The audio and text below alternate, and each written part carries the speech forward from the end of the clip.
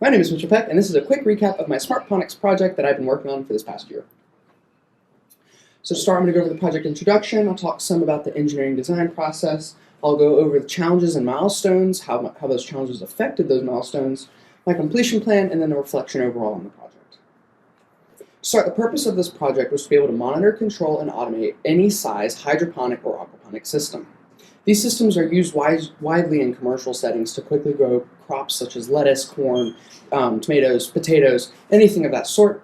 And with those industrial systems, there's much automation and control that comes with it. Big industrial systems, expensive systems that allow the companies to be able to safely control their systems, make sure to adapt to errors, and make sure that no property damage occurs.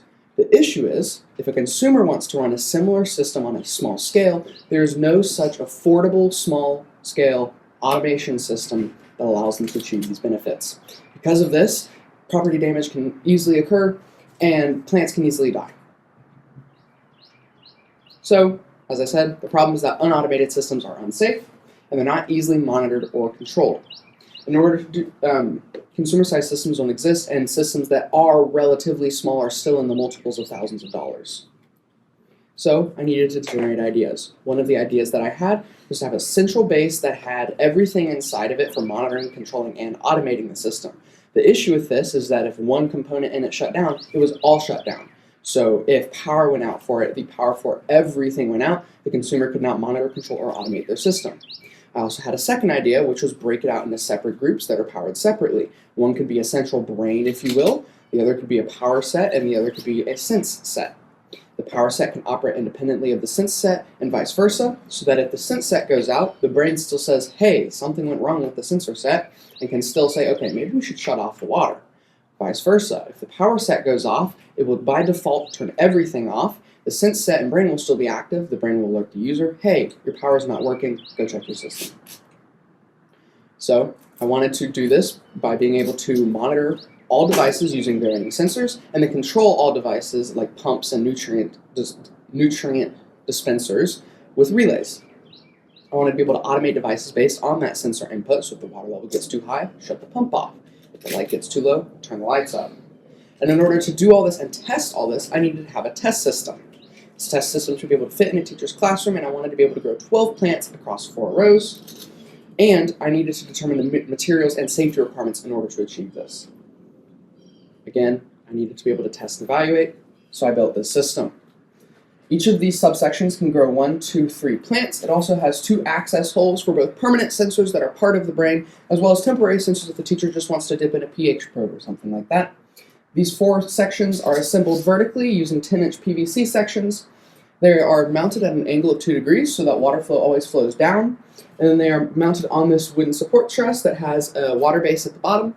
The brain is mounted right here, and this allows for 12 plants to be grown in 4 rows vertically.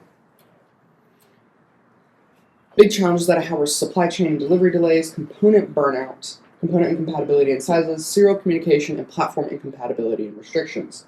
Big issue was supply chain and delivery restrictions. I had planned my milestones around expecting things to get here at certain times, and just with all the previous issues, even before the tariffs were introduced, I had much issues getting things into the country, especially from China, because a lot of such technical parts are from countries like China.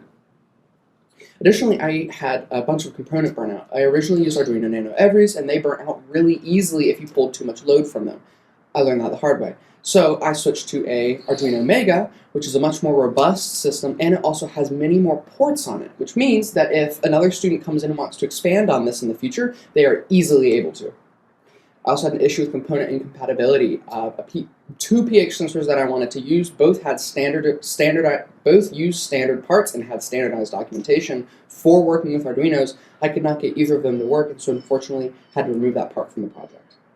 So with those challenges in mind, these are my final milestones. The main ones that changed that my code and schematics got pushed back a little bit, and my electronics and assembly and code got pushed back a little bit. Overall, however, this did not majorly affect the outcome of my project, as I still had time at the end to finish my documentation and get the project finished and tested. I will demonstrate my completed project in a few minutes. As for my reflection, I did address the problem. I simplified monitoring, controlling, and automation of consumer-sized systems. I made those systems safe, and it's at a consumer size and budget. I provided a testing and demonstration tool for teachers in this school to use as a demonstration in their lessons. For example, if a teacher wants to demonstrate the effects of not giving your plants nutrients, they can turn off the nutrient pumps, and then the plants die. And vice versa, if they want to demonstrate the effects of giving plants too much light, they can demonstrate that, plants will dry out, and they will die. Would I do it again? Yes, because this system proves that monitoring, controlling, and automation of consumer-sized systems is possible, and I'd love to be able to expand on this in the future. I met most of my targets and goals, and it is fully functioning. I definitely could have done a better planning of parts, back to that supply chain delivery issues, and I probably could have been better about my safe electronic handling and load management, especially with the Arduino Nano Everys. That is my presentation.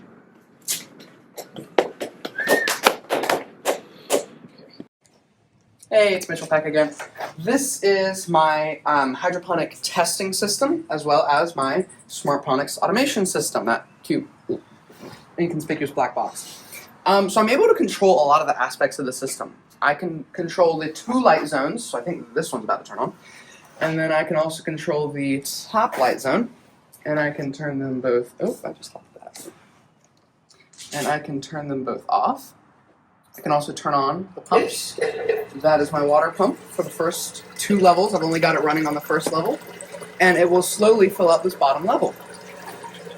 Now, one of the things I can do is I can actually turn that pump back on, and I will take it out of manual control. If you want to come here real quick. Right now I've got the system in manual control, which means I'm able to manually control everything.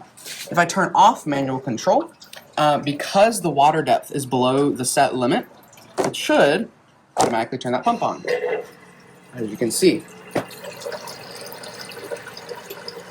And then there are limiters in each of these sections so that the water level actually fills up for each plant and is continually getting each plant soaked. There's also light automation, so as you can see this light is starting to turn up. Right now it's stopping at 4% because apparently it thinks that's bright enough. That's all it needs. The natural light is pretty good right now.